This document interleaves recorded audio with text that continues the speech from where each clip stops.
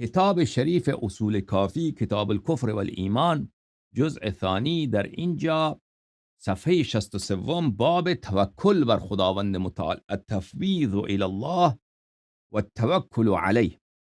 تفویض الی الله یعنی این که شما کاردار عالم و کاردار زندگی خود و کارساز و چارساز خود خداوند متعال را بدانید.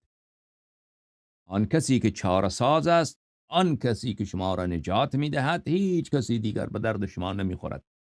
بقیه اسباب هستند، اگر اونا هم بخوان کاری بکنند به اذن خدا باید انجام بدهند.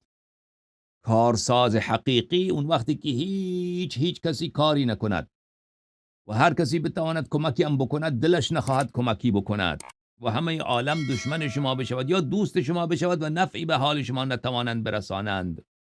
کارساز شما و کاردار شما و چارساز شما و مشکل گشای شما حضرت پروردگار عالم و توکل علیه. پس امورت را به خداوند متعال رها بکن، تو کارت را بکن، زحمتت را بکش، اما امیدت به زحمت خودت نباشد. امید دلت و اتکای دلت، اطمینان خاطرت به کار خودت، زحمت خودت، این شخص آن شخص نباشد. امیدت به پروردگار عالم و توکل بر پروردگار عالم. توکل یعنی خداوند متعال را وکیل خود، خداوند متعال را کارساز خود، خداوند متعال را چارساز و چارگر و مشکل گشای خود بدانی. این توکل بر پروردگار عالم. حدیث اول از معلم اسلام، امام هادی ما، امام مهدی ما، حضرت امام جعفر صادق علیه السلام می باشد که ایشان فرمودند اوحی الله عز و جل الی داود علیه السلام. خداوند متعال به حضرت داوود نبی علیه السلام این چنین وحی فرستاد: معتصم بی عبد من عبادی دون احد من خلقی عرفت ذلك من نیته. هرگاه که یکی از بندگان من به من پناه ببرد، الله الله الله، هرگاه، این وعده الهی عزیزان من، شما در دنیا مشکلات دارید، پناهگاه چیست؟ پناهگاه پروردگار عالم. و نامی حیدر صفدر، پناهگاه، پناه دهنده خدای متعال. معتصم بی عبد من عبادی، هرگاه که بنده از بندگان من به من پناه بیاورد، دون احد من خلقی، به بندگانم پناه نبرد، امید دلش این نباشد که فلان کس این کار را میکند، فلان کس این کمک را میکند، فلان کس این، امیدش اونا کمک کردن خوب نکردنم هیچ پرواهش نباشد، امیدش به پروردگار عالم. خب هر انگامی که بنده ای از بندگان من به جای این که به دیگران پناه ببرد به من پناه آورده و من این را از دلش بدانم، در ته دلش، قلبش بدانم که نیتش همینه که پروردگارا پناه من تو، امید من تو، چارساز من تو. ثم تکیده السماوات والارض و من فیهن. خب بنده من به من پناه آورد، به کسی دیگر پناه نیاورد و در دلش من نگاه کردم، دیدم در دلش پناهش منم، امیدش منم. بعد آسمان ها و زمین و اهل آسمان ها و زمین با این شخص دشمنی بکنن، تمام جهان جمع بشن با این بنده من که به من پناه آورده، با من دشمنی، با اون دشمنی بکنن. الا جعلت له المخرج من بینهن، من از اون همگی آسمان ها و زمین ها را و که بیخواد با این بنده من دشمنی بکنن و سر ناسازی را بگیرن و او را بیچاره بکنن، اونها را ناکام و سرفگند میکنم و این را نجات میدم، این را سرفراز میسازم. معتصم بی عبد من عبادی، هیچگاه این چنین نشد که بنده ای از بندگان من به من پناه ببرد و من این را از امید و به بنده دیگری پناه نبرد و من این را در دل او دانستم.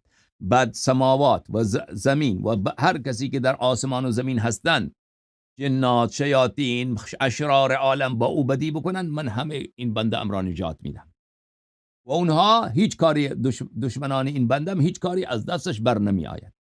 خب بالعکس، و معتصم عبد من عبادی باحد من خلقی عرفت ذلك من نیته. هرگاه من دیدم که بنده ای از بندگان من امیدش به من نیست، امیدش به یکی از خلائقه و من در دلش دیدم که این امیدش به من نیست، امیدش به کسی دیگریه، الا قطعت اسباب السماوات والارض من یدیه. پس من چیکار میکنم؟ من اسباب وسائل زمین و آسمان را در برابر او میبرم و میکنم و ناکاره میسازم که مشکل او حل نشود. و اسخت الارض من تحته، و زمین را از زیر پای او فرو میکشم. ولم ابالی بأی واد هلک، و اون هنگام من این پروایشم ندارم که او در کدام وادی میرود و میمیرد و از بین میرود. پس عزیزان من، تمام عالم با آدم دشمنی بکند، اگر امید آدم به خدای عالم باشد، پروردگار عالم باشد، و در دلش پناهش امیدش به کیه؟ به خدایش، او را چاره ساز میداند، او را کاردار میداند، دیگر این بله هیچ وقتی چی نمی شود، هیچ وقت سرفکنده نمی شود، هیچ وقت کار او متوقف نمی شود، هیچ وقت امید او به ناامیدی تبدیل نمی شود. اما اگر به بندگان امید کرد، به کسانی دیگه که فلانی انشالله به دردم میخوره، فلانی به دردم میخوره، فلانی به دردم میخوره، این امیدش تبدیل به ناامیدی می شود. مولای عالم، سید عالم، حضرت امام زین العابدین سید الساجدین علیه السلام در عصری که زندگی میکردن عصر فتنه ها بود. واقعه کربلا که اتفاق افتاد، بعد از واقعه کربلا یکی از صحابه بود در مدینه به نام عبدالله ابن زبیر. عبدالله ابن زبیر فتنه آغاز کرد و گفت من میخوام انقلاب بکنم و دولت اسلامی تشکیل بدهم. ما دولت یزید و بنی مروان را قبول نداریم، میخوایم از پیش خود ما دولت درست بکنیم. او آمد در مدینه برای خودش یک دولتی درست کرد و در مکه و فتنه میکرد و هر کسی که با او بیعت نمیکرد او را میکشت، او را بیچاره میکرد و او را زندگی را بر او تلخ میگرفت. فتنه اش زیاد بود.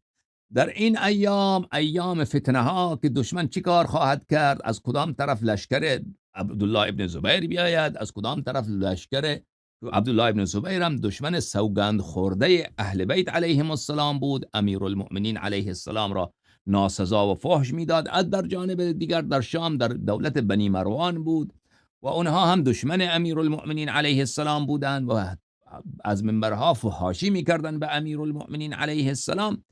در همچین عصری حضرت امام زین العابدین علیه السلام میفرمایند که من یک روزی از منزل خارج شدم، رفتم به یک باغی رسیدم و اون دیوار باغ تکیه دادم که 2 نفر آمدند که اینها لباسهای سفید بر تن داشتند، چهره‌های نورانی، لباسهای سفید بر تن داشتند. آمدند به چهره‌ام نگاه کردند و گفتند یا علی ابن الحسین مالی اراک کئیبا حزینا.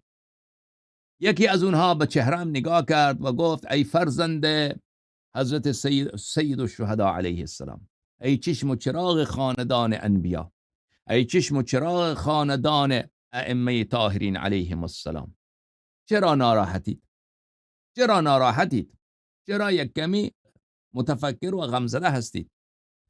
اعلی الدنیا، و اینها که بودن، اینا ملائکه بودن از جانب خدا که به ظاهر با امام سید الساجدین علیه السلام صحبت میکنن، اما در حقیقت این پیغام خدا برای من و شما هست که شما وقتی که اندوهگین شدید، شما وقتی که پریشان خاطر شدید، شما وقتی که فکر شما را تشویش های مختلف دنیا از هر طرف فکر شما را فشار داد و شما را بیچاره ساخت، چگونه شما از این تشویش ها رهایی بیابید؟ این راه، این کلید نزد هیچ دکتری نیست، نزد هیچ روانشناسی نیست. قدر این احادیث را بشناسید، اینها را با آب طلا بنویسید کمه. خب عزیزان، پس این فرستاده از جانب خدا به ظاهر به امام سید الساجدین علیه السلام در حقیقت به ما و شما میگوید که شمایی که الان پریشان خاطری که فلان مسئله قرضی ما چطور میشود، خرج آخر ماه کرایه منزل از کجا میرسد، پول برق، پول آب از کجا چی کار بکنم، پسرم مثلا مریضه اون چطور میشود، افکار گوناگون، فلان کس رفیقم یا دوستم یا برادرم مسافره یا در زندان، اون چه کار می شود. خب این افکار، اینها که آدم را همگی در زندگی خود داریم، درسته؟ پس اونا این خطاب از جانب خدا، از جانب ملائکه خدا، از جانب خاندان اسمت به ما و شماست که چرا شما غمگینی، چرا شما دلهره داری، چرا پریشانی؟ اعلی الدنیا، آیا به خاطر دنیا؟ فرزق الله حاضر للبر والفاجر.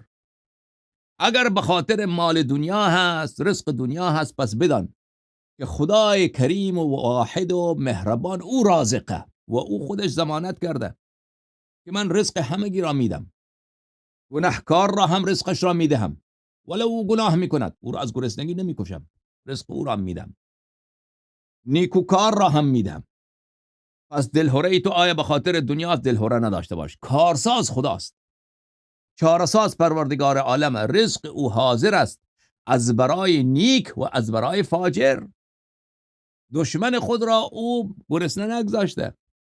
تو که شیعه اهل بیت طاهرین علیهم السلام هستی، چرا گرسنه بمانی؟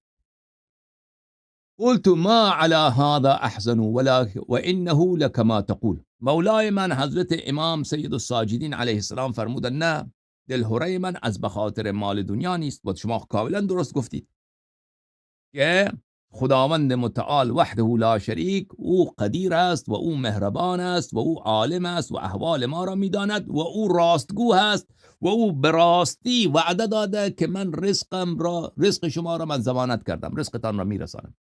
خب کاملا درسته. قال فعلى الآخرة فوعد صادق يحكم فيه ملك قاهر او قادر. خب ای مسلمان، آیا دلهره شما از برای آخرت؟ پس بدان که در آخرت وعده حق. اگر از برای آخرت، از برای سرای دیگر دلهره دارید و پریشانی دارید، او وعده حق الهی هست و در اونجا پادشاهی هست، اون پادشاه قدرتمند، تمام اختیارات در دست اوست، تمام امور در دست اوست و او کریم است و او جواد است. و اگر به او حسن ظن داشته باشی و اگر به جود و کرم او لطف نظر داشته باشی و نزد او استغفار بکنی، دیگر تمام مشکلات آخرت تو هم حل. حضرت امام سید الساجدین علیه السلام فرمودن که نه، حزن من از اینم نیست و همون حرف همونه که شما گفتی. پس اونها گفتن که حزن شما از چیست؟ پریشانی شما، اندوه شما از چیست؟ قلت نتخوف من فتنة ابن الزبیر و ما فیه الناس. گفتم اندوه من از این است، از فتنه عبدالله ابن زبیر که یک انسان شرور، دشمن اهل بیت علیهم السلام، ادعای خلافت کرده و این طرف آدم میکشد، اون طرف آدم میکشد، این طرف فتنه میکند، آن طرف فتنه میکند و هر کسی با او بیعت نکند میکشد. و از آن جانب دیگر هم بنی مروان هستند، آنها هم لشکر جمع کردند. خب در اینجا حزن و اندوه ما را فرا گرفته. خب حزن و اندوه از این بابت. این را که گفتم، آن فرستاده از جانب پروردگار عالم فضحک، او خندید. خب حالا ما و شما هم در دنیا اگر اندوهی داریم، اندوه ما و شما چیه؟ ما مسافر داریم، زندانی داریم، مریض داریم، قرضدار هستیم، فلان فلان فلان، درسته؟ یا دولت، مثلا دولت ظالمیه، گرفتار ظالمین شدیم. خب اگر از اینها اندوه شماست، بله اصلا اندوهناک نباش برادر، خواهر، اندوهناک نباش. چرا؟ قال یا علی ابن الحسین، اون ملک عرض کرد، اون فرستاده خدا عرض کرد، ای نور دیده امام حسین صلوات الله علیک و علی ابیک، ای نور دیده خاندان اسمت و طهارت، ای تاج سر انبیا و اولیا و ائمه، یا زین العابدین و یا سید الساجدین، هل رأیت احدا دعا الله فلم یجبه؟ چرا پریشان باشی؟ آیا تا امروز شده که کسی دست دعا به پیشگاه رب العزت، پادشاه مقتدر زمین و آسمان، پادشاه قدرتمند زمین و آسمان، پادشاه مهربان، دست دعا به سوی او بلند بکند و او اجابت نفرماید؟ آیا همچنین شده؟ قلت لا، گفتم که نه، این که هیچگاه اتفاق نیفتاده که کسی دست دعا به پیشگاه خدا بلند کند و خدا اجابت نفرماید. سبحان الله، سبحان الله. بنازیم این خدای پاک را، بنازیم این خدای مهربان را، شاکر باشیم همچین خدا را. که خدای تو بهترین خدا هستی، بهترین پروردگاری و ما بدترین بندگانی. شکر تو ای خدای مهربان.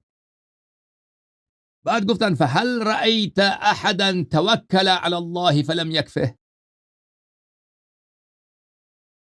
یا علی ابن الحسین صلوات الله علیکما و آلکما، ای نور دیده انبیا و اولیا و تاج سر خاندان رسالت، ای زین العابدین و سید الساجدین، آیا تا حال شده که کسی خدا را پناه خود بداند؟ توکل بر خدا بکند یعنی پناه خود را خدا بداند، کارساز خود خداوند متعال را بداند و بعد خداوند متعال برای او کارسازی نکند. آیا همچین شدنی هست؟ آیا تا هنوز اتفاق افتاده؟ گفتم که نه، همچین چیزی نیست. قال فهل رأیت احدا سأل الله فلم یعطه. شما برادر و خواهر من که به مشکلات برخوردی، به بنبست رسیدی، پریشان شده ای، خب این هاست برای ما و شماست. گفتند که آیا تا امروز شده که کسی از خدا چیزی بطلبد و خداوند متعال عطا نکند؟ همچین چیزی هم شده؟ گفتم نه. ثم غاب عنی، بعد اون دو نفر غائب شدند. خب عزیزان من، برادران و خواهران من، این به ظاهر سخنی بود با امام سید الساجدین علیه السلام. در حقیقت مخاطب این مکالمه ما و شما هستیم که شما در مشکلات زندگی، اگر مشکلات، پریشانی شما، خوف شما، دلهره شما، رنجش خاطر و تشویش شما از باب رزق دنیا هست، از این بابت اصلا تشویشی نداشته باشید. این را خدا ضمانت کرده، به شرط این که شما یک کمی بجنبید، زحمت یک مقدار بکشید، دیگر رزق ضمانت که رزق شما میرسه. اگر از باب آخرت، خدای مهربان و غفور و رحیم اونجا هست، او پادشاه روز قیامت. تو به خاطر گناهانی که کردی استغفار بکن و در آینده هم مواظب باش که گناهی از تو صادر نشود، دیگر او کار آخرت هم درسته. اگر دلهرت از بابت مشکلات دنیوی، ظلم ظالمین، مسافر، مریض، این چیزها هست، پس چاره سازت را خدا بدان، دست دعا و مسئلت به پیشگاه خدا دراز بکن و از خدا بخواه، کارت درست می شود. خب عزیزان من،